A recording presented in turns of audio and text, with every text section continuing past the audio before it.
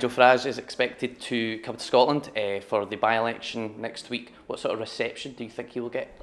Nigel Farage's politics are unwelcome in Scotland, and we've already had a taste of that this week, where he's been circulating the racist poison that is now associated with his politics.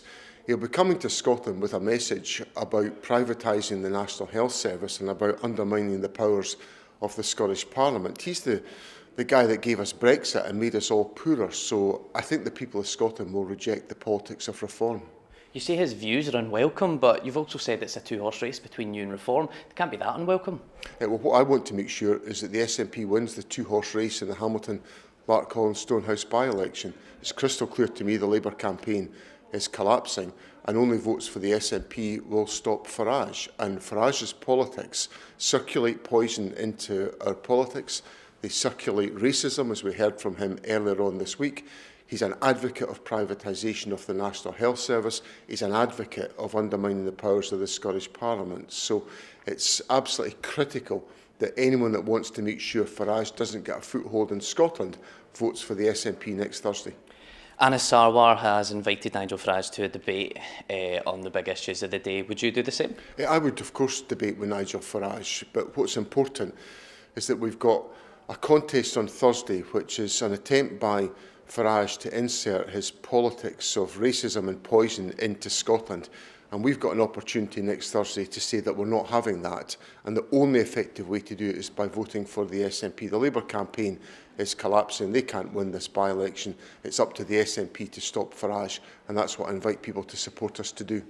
I was speaking to the Deputy Prime Minister, Angela Rayner, yesterday near Hamilton, and I put to her that one of the reasons why Reform is growing is because people are disappointed with her government. But in Scotland, aren't people disappointed with your government for the last 17 years, and that's why you think Reform is going to come second in this by-election?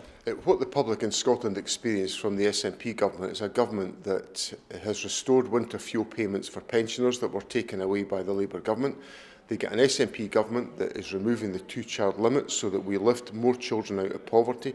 They get an SNP government that's actually helping to keep thousands of children out of poverty because of the decisions that we've taken.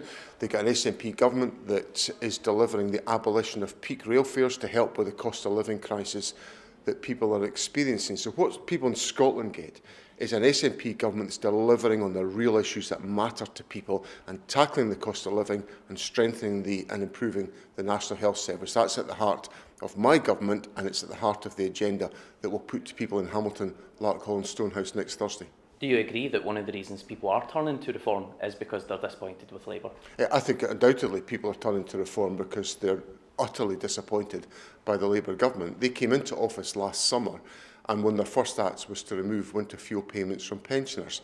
Now, my SNP government has restored those payments to pensioners so that we can overcome a difficulty created by a Labour government. So I understand why people are frustrated and angry with and disappointed in the Labour government.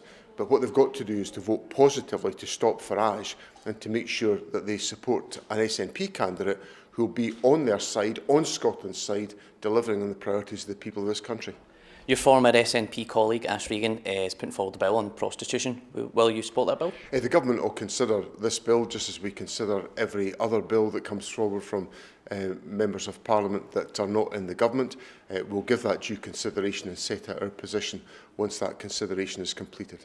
Do you agree that changes need to be made to the way prostitution works in the UK and Scotland? Well, that's an issue that's material to this bill, and the government will consider the contents of the bill and come to its conclusions. What's your views right now on the current laws surrounding prostitution? Well, I'm not a supporter of prostitution, but what we've got to consider is the particular legislative proposal that's in front of us, and I want to make sure the government carries out its duties properly and fully to ensure that's the case. Should Scots be able to buy or sell sex? Well, I've told you that I don't believe in supporting prostitution. So what's important is the government has got a process to go through in considering a bill that's been put forward by a Member of Parliament, and we'll do that. First Minister, thank you very much. Appreciate that.